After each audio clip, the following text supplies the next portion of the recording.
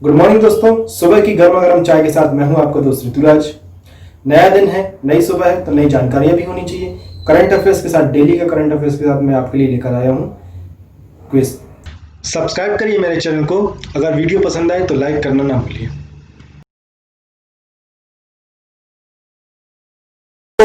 Google ने गुरुवार को तैराक आरती साहा को उनकी 80वीं जयंती पर अपना डूडल समर्पित किया।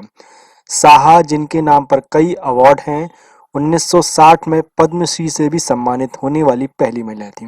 ये बहुत अच्छी तैराक थी और इनके नाम पे बहुत से जो प्राइज हैं या बहुत सारे इनके जो रिकॉर्ड्स हैं वो दर्ज हैं यहाँ पर। और इनको 1960 में पद्मश्री से भी सम्मानित किया गया था। अब कुछ डिटेल्स जान लेते हैं इनके बारे में। साहा जी का जन्म 24 सितंबर 1940 को कलकत्ता, जब ब्रिटिश भारत में था तब हुआ था। उन्होंने हुगली नदी के किनारे तैरना सीखा। बाद में उन्होंने सचिन नाग को प्रशिक्षित किया, जो भारत के सर्वश्रेष्ठ प्रतिस्पर्धी तैराकों में से एक थे। 5 साल की उम्र में साहा ने अपना पहला स्वर्ण पदक जीता था। 11 साल की उम्र तक उन्होंने कई रिकॉर्ड तोड़ दिए थे। 18 वर्ष की उम्र में उन्होंने इंग्लिश चैनल को पार करने का एक प्रयास किया। एक असफल प्रयास के बाद वह यात्रा पूरी करने में सफल रही। ऐसा करने वाली वो पहली एशियाई महिला बनी। तो इसी को देखते हुए गूगल ने अपने होम पेज पर गूगल डूडल जो बनाता है वहां पर इनको समर्पित किया, उनकी 80वीं जयंती में इनको याद किया। ये आप देख रहे हैं, ये गूगल डूडल बना हुआ है। ये कल की डेट में बना हुआ था, गुरुवार को। चलिए तो जान लेते हैं आज के दिन देश और दुनिया के इतिहास में 25 सितंबर के दिन क्या प्रमुख घटनाएं हुई थी। इनको हम एक एक करके डिटेल में जानेंगे। इंग्लैंड और 1237 में इंग्लैंड और स्कॉटलैंड के बीच कॉमन बॉर्डर को लेकर संधि हुई थी। 1914 को भारत के पूर्व उप प्रधानमंत्री चौधरी देवीलाल जी का जन्म हुआ था। 1992 में अमेरिकी अंतरिक्ष एजेंसी नासा ने 1018 किलोग्राम का एक रोबोट मार्स ऑब्जर्वर, जिसका नाम था, स्पेसक्राफ्ट अंतरिक्ष में भेजा था। 1996 में 1996 में तालिबान के लड़ाके के काबुल के बेहद करीब पहुंच गए थे। सन 2009 में भारतीय प्रवर्तन निदेशालय, जिसको ईडी बोला जाता है, ने लगभग 5,000 करोड़ रुपए के हवाला नेटवर्क का खुलासा किया था। तो ये तो था हमारा आज की डेट में 25 तारीख को क्या क्या इंपॉर्टेंट चीजें थी। अब वापस आ जाते हैं अपने करंट अफेयर्स की तरफ। क्वेश्चन है, नाडा ने भारतीय बास्केटबॉल खिलाड़ी अर्शप्रीत सिंह भुल्लर पर डोप टेस्ट में फेल होने के कारण कितने साल का प्रतिबंध लगा दिया है। रिसेंट में अर्शप्रीत जी के बारे में न्यूज़ चल रही थी, तो इनके बारे में बताना है कि ये डोप टेस्ट में फेल हुए थे, बास्केटबॉल खिलाड़ी हैं, इन्हें कितने साल का प्रतिबंध लगा दिया गया आपको बताना है। ऑप्शन है आपके पास 7 साल, 4 साल, 3 साल या फिर 2 साल। चलिए इसका आंसर आप मुझे कमेंट में दीजिए। अगर आपने मेरे चैनल को अभी तक सब्सक्राइब नहीं किया है तो प्लीज़ इसे सब्सक्राइब करिए, और अगर वीडियो पसंद आता है तो लाइक करना ना भूलें। और साथ ही साथ अगर आपको इन क्वेश्चंस के आंसर आते हैं तो प्लीज़ कमेंट करते चलिए। चलिए इसका आंसर क्या रहने वाला है। इसका आंसर रहने वाला है 4 साल। 4 साल के लिए बैन कर दिया गया। भारतीय बास्केटबॉल टीम के पूर्व कप्तान अर्शप्रीत सिंह भुल्लर भी डोप पॉजिटिव पाए गए। नाडा ने उन पर 4 साल का प्रतिबंध लगा दिया। अर्शप्रीत ने सुनवाई के दौरान कहा कि उन्होंने सप्लीमेंट खाया था जिसमें यह सप्लीमेंट पाया गया। नाडा युवा कार्य एवं खेल मंत्रालय के अंतर्गत स्वायत्त इकाई है जो कि खेलों में डोपिंग की जांच करती है। तो चलिए हमको एक और काम की चीज़ क्या मिल गई। नाडा जो है इसका मेन काम क्या है, ये पहचानती है। इसका मेन काम यही है कि जो खिलाड़ी हैं खेलों में जाते हैं तो उनकी डोपिंग टेस्ट की जाती है कि भाई आप कोई ड्रग्स तो नहीं ले रहे हो, इस तरीके की चीज़ें। सरकार नाडा के काम में दखल नहीं देती और डोपिंग से जुड़े मामलों में पूरी पारदर्शिता तथा निष्पक्षता बरतती है। नाडा वाडा के तहत काम करती है। वाडा का काम डोपिंग को चेक करना है। इसी मामले में अंतिम फैसला वाडा ही करती है। खिलाड़ी को यहाँ पर अपनी बात रखने का मौका मिलता है। तो यहाँ पर हमको दो चीज़ें मिल गई, नाडा और वाडा। चलिए आगे बढ़ेंगे। नेक्स्ट क्वेश्चन है, अमेरिकी कंपनी KKR ने रिलायंस रिटेल में 1.28% हिस्सेदारी कितने करोड़ रुपए में खरीदी है? चलिए इसका आंसर आप मुझे दीजिए। ऑप्शन है आपके पास 1550, 2550 या फिर 5550 या फिर 2850 करोड़ रुपए। चलिए इसका आंसर आप मुझे कमेंट में दीजिए, क्या रहने वाला है।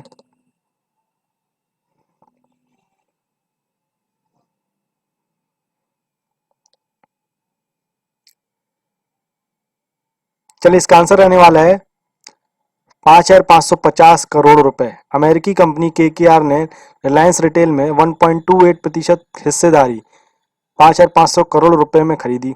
KKR की तरफ से रिलायंस में यह दूसरा निवेश है। इससे पहले KKR ने रिलायंस के जियो प्लेटफॉर्म में भी 11,377 67 करोड़ रुपए का निवेश किया। रिलायंस रिटेल लिमिटेड के देश भर में फैले 12,000 से ज्यादा स्टोर्स में सालाना लगभग 64 करोड़ खरीदारी होती है। यह भारत का सबसे बड़ा और सबसे तेजी से विकसित होने वाला रिटेल बिजनेस है। चलिए नेक्स्ट क्वेश्चन है, DRDO ने हाल ही में उड़ीसा के बालासोल में किस मिसाइल का सफल परीक्षण किया? ऑप्शन है आपके पास अभ्यास मिसाइल, प्रहार मिसाइल, अग्नि मिसाइल या फिर सूर्य मिसाइल। डीआरडीओ ने रिसेंट में ही ओडिशा के बालासोल में किस मिसाइल का सफल परीक्षण किया, आपको बताना है। ऑप्शन आपको मैंने दे दिए हैं, अभ्यास मिसाइल, प्रहार मिसाइल, अग्नि मिसाइल या फिर सूर्य मिसाइल।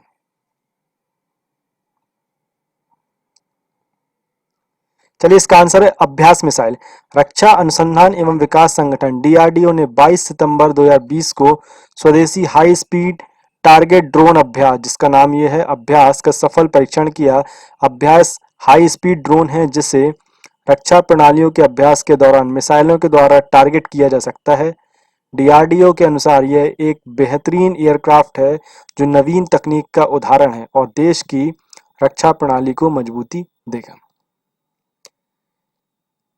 विश्व गैंडा दिवस निम्न में से किस दिन मनाया जाता है? ऑप्शन है आपके पास 10 मार्च, 12 सितंबर, 22 सितंबर, 12 अप्रैल या फिर 18 जनवरी।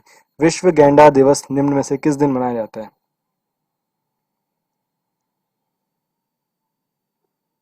चलिए इसका आंसर है 22 सितंबर। 22 सितंबर के दिन विश्व गैंडा दिवस मनाया जाता है। प्रति वर्ष 22 सितंबर को मनाया जाता है। इसका उद्देश्य जंगली जीवों की इस प्रजाति के संरक्षण और इसके प्रवास के महत्व को उल्लेखित करना है। भारत ने एक सींग वाले गैंडों के संरक्षण के लिए पिछले वर्ष राष्ट्रीय संरक्षण रणनीति की शुरुआत की थी। इस प्रजाति के संरक्षण के लिए यह अपनी तरह का पहला प्रयास है जो 5 उद्देश्यों को लेकर काम करता है। 22 सितंबर विश्व गैंडा दिवस। हाल ही में किस राज्य में मुख्यमंत्री किसान कल्याण योजना शुरू की जा रही है? ऑप्शन है आपके पास बिहार, पंजाब, मध्य प्रदेश या फिर झारखंड। किस राज्य में मुख्यमंत्री किसान कल्याण योजना शुरू की जा रही है, आपको इसका आंसर देना है। चलिए आंसर दीजिए कमेंट में।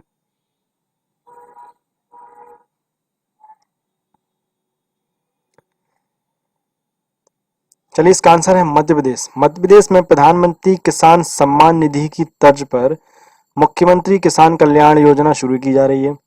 इस योजना के अंतर्गत लाभार्थियों को 4,000 रुपए की अतिरिक्त वित्तीय सहायता प्रदान की जाएगी। इस योजना के अंतर्गत PM सम्मान निधि के लिए सभी पात्र हितग्राही किसान परिवार को एक वित्तीय वर्ष में 2 किश्तों में कुल 4,000 रुपए का भुगतान किया जाना है। तो यहाँ पर मध्य प्रदेश सरकार ने किसान सम्मान निधि की ही तर्ज पर एक और योजना चालू की जिसका नाम है मुख्यमंत्री किसान कल्याण योजना।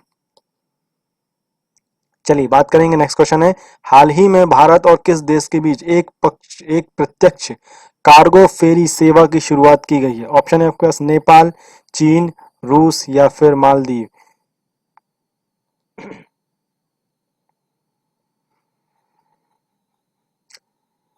चलिए इसका आंसर है मालदीव। हाल ही में भारत और मालदीव के बीच एक प्रत्यक्ष कार्गो फेरी सेवा की शुरुआत की गई। इस कार्गो फेरी की घोषणा प्रधानमंत्री नरेंद्र मोदी द्वारा जून 2019 में मालदीव की यात्रा के दौरान की गई थी। कार्गो सेवा 1 माह में 2 बार संचालित की जाएगी। इसका संचालन भारतीय नौवहन लिमिटेड, जिसको हम बोलते हैं SCI, द्वारा किया जाएगा। गौरतलब है कि भारत वर्तमान में मालदीव का चौथा सबसे बड़ा व्यापार भागीदार है और इस कार्गो सेवा की शुरुआत के साथ ही दोनों देशों की बीच द्विपक्षीय व्यापार को बढ़ावा मिलेगा। नेक्स्ट क्वेश्चन है, प्रधानमंत्री नरेंद्र मोदी ने वित्त वर्ष 2020-2021 में बेची जाने वाली कितनी रबी फसलों के लिए न्यूनतम समर्थन मूल्य में बढ़ोतरी की घोषणा की है? आपको बताना है कितनी रबी फसलों के लिए न्यूनतम समर्थन मूल्य जो फिक्स रहता है उसमें बढ़ोतरी की है। आपको बताना है 7, 8, 6 या फिर 10। कितनी फसलों के समर्थन मूल्य में वृद्धि की आपको बताना है। चलिए, इसका आंसर है 6। प्रधानमंत्री नरेंद्र मोदी ने वित्त वर्ष 2020-21 में बेची जाने वाली 6 रबी फसलों के लिए न्यूनतम समर्थन मूल्य, जिसको MSP बोला जाता है, में बढ़ोतरी की घोषणा की है। केंद्र सरकार के अनुसार न्यूनतम समर्थन मूल्य में यह वृद्धि स्वामीनाथन आयोग की अनुशंसा के अनुरूप है। 18 नवंबर 2004 को भारत सरकार ने MS स्वामीनाथन की अध्यक्षता में राष्ट्रीय कृषक आयोग का गठन किया, जिसे स्वामीनाथन आयोग के नाम से भी जाना जाता है। आयोग का मुख्य उद्देश्य कृषि प्रणाली में को स्थिरता प्रदान करने हेतु एक व्यवस्था का निर्माण करना और कृषि क्षेत्र को अधिक लाभदायक और लागत प्रतिस्पर्धी बनाना था। नेक्स्ट क्वेश्चन है, संसद ने किस राज्य में राष्ट्रीय रक्षा विश्वविद्यालय की स्थापना के लिए एक विधेयक पारित किया है? राष्ट्रीय रक्षा विश्वविद्यालय बनने वाला है तो उसके लिए बताना है आपको कि किस जगह के लिए, किस राज्य में ये बनने वाला है।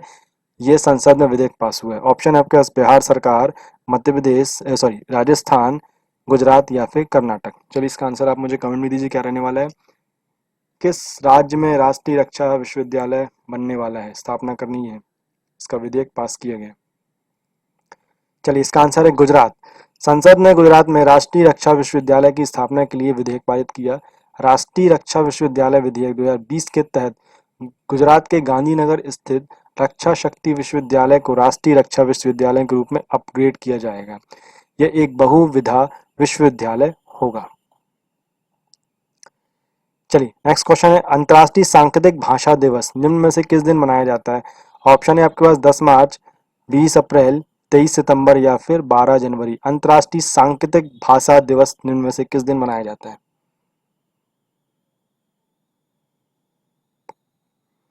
चलिए, इसका आंसर है 23 सितंबर। 23 सितंबर को अंतर्राष्ट्रीय सांकेतिक भाषा दिवस के रूप में मनाया जाता है।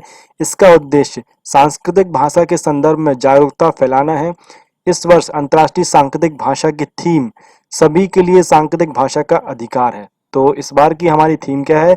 सभी के लिए सांकेतिक भाषा का अधिकार। 2020 की थीम ये है हमारी। अंतर्राष्ट्रीय सांकेतिक भाषा दिवस को मनाए जाने के प्रस्ताव विश्व बधिर संघ द्वारा रखा गया था। नेक्स्ट क्वेश्चन है, निम्न में से किस राज्य में घर तक फाइबर योजना का शुभारंभ किया गया है? ऑप्शन है आपके पास पंजाब, कर्नाटक, बिहार या फिर राजस्थान। घर तक फाइबर योजना का शुभारंभ किया जा रहा है। चलिए, इसका आंसर है बिहार। प्रधानमंत्री नरेंद्र मोदी द्वारा इस योजना का शुभारंभ बिहार राज्य में किया गया। बिहार के 45 या 945 गांवों को अगले 100 दिन में ऑप्टिकल फाइबर से जोड़ने का लक्ष्य रखा गया है। 15 अगस्त को प्रधानमंत्री ने अगले 1000 दिनों में देश के हर गांव को ऑप्टिकल फाइबर से जोड़ने की घोषणा की। ऑप्टिकल फाइबर से जुड़ने से गांव के लोग इंटरनेट सुविधा के लिए ब्रॉडबैंड का इस्तेमाल कर सकेंगे। इसके तहत उन्हें काफ़ी अधिक स्पीड में इंटरनेट की सुविधा भी मिलेगी। तो भाई पूरी तरह से यहाँ पे बिहार पे पूरा झोंकी जा रही है ताकत। यहाँ पर सारी योजनाएं का पिटारा बिहार की तरफ खोला जा रहा है, क्योंकि बिहार में चुनाव होने हैं। इसलिए प्रधानमंत्री मोदी जी हमेशा की तरह इस बार फिर से जिस स्टेट में चुनाव होने वाले हैं वहां पर योजनाओं का पिटारा खोले रखे हैं। अभी ये कोरोना का समय चल रहा है तो उसको देखना चाहिए और उनको इसके ऊपर रणनीति देखना चाहिए कि हमको कैसे इससे निपटना है, कैसे हमको इस पे पैसे बढ़ाना है, किस जगह पे, वो सब छोड़ के हम सिर्फ लगे हुए हैं किस चीज़ में? अपने चुनाव के लिए। यहाँ पे हमको जो वहाँ के लोग हैं उनको लुभाने के लिए हम यहाँ पे योजना करें। कुछ दिन पहले ही जिस दिन ये योजना ने डिक्लेयर की थी उसी दिन वहाँ पे एक योजना का और शुभारंभ किया गया। 4 लेन और 6 लेन रोड बनाने की वहाँ पे घोषणा की गई। तो ये भी उसी टाइम पे ही किया गया था। एक और यहाँ पे योजना थी ऑप्टिकल फाइबर योजना, जिसका नाम है घर घर फाइबर योजना, शुभारंभ किया गया। चलिए, ये तो था हमारा आज का करंट अफेयर्स। देख लेते हैं अब कुछ आर्टिकल्स। लोकसभा ने जम्मू कश्मीर आधिकारिक भाषा विधेयक को मंजूरी दे दी। लोकसभा ने 22 सितंबर 2020 को जम्मू कश्मीर आधिकारिक भाषा विधेयक 2020 को मंजूरी दे दी। इसमें 5 भाषाओं हिंदी, अंग्रेजी, उर्दू, कश्मीरी और डोगरी को केंद्र शासित प्रदेश की आधिकारिक भाषा का दर्जा देने का प्रावधान है। कुछ इंपॉर्टेंट पॉइंट क्या थे ये भी देख लेते हैं।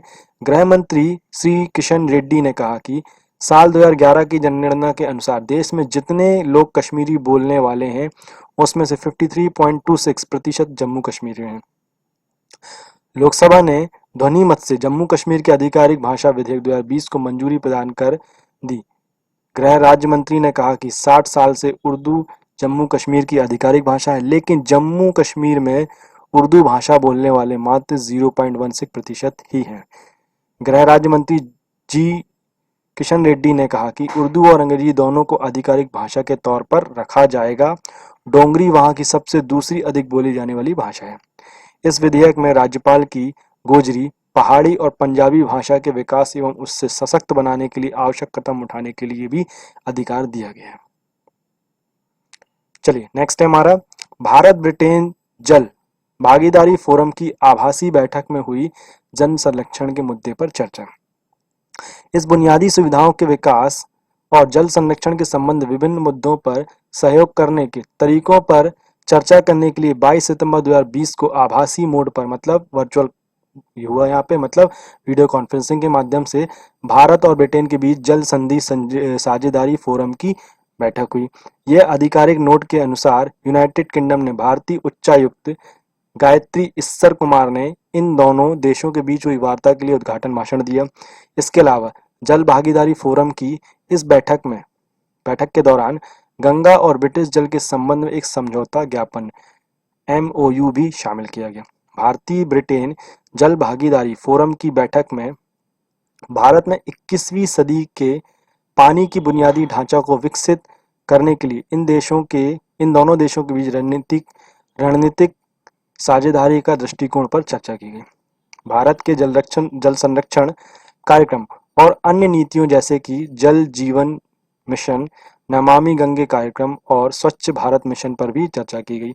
इस सत्र में भारतीय जल क्षेत्र में व्यापार और निवेश के अवसरों पर भी प्रदर्शनी की गई। यूके विशेषज्ञों ने यह बताया कि भारत के जल बुनियादी ढांचे के विकास में उनका देश भारत के साथ कैसे सहयोग कर सकता है, ये भी यहाँ पे चर्चा की गई। तो ये तो था आज का हमारा करंट अफेयर्स। Thank you. हमारा क्या आज का करंट अफेयर्स। नेक्स्ट क्लास में हम पढ़ेंगे। कल की क्लास में मैं डेली आपके लिए लेके आने वाला हूँ, डेली हमारी क्लास रहने वाली है। कल हम फिर पढ़ेंगे कल का करंट अफेयर्स और सारी चीजों को जानेंगे। आशा करता हूँ आपको ये मेरा वीडियो पसंद आया होगा। अगर पसंद आया है तो लाइक करिए और ज्यादा से ज्यादा शेयर करिए, और अगर आपने इस चैनल को सब्सक्राइब नहीं किया है तो प्लीज इसे सब्सक्राइब करिए। हमारी क्लास रेगुलर चल रही है, मैथ्स की क्लास भी हमारी रेगुलर चल रही है, साइंस भी चल रही है, सारी क्लासेस हमारी रेगुलर चल रही हैं। Thank you.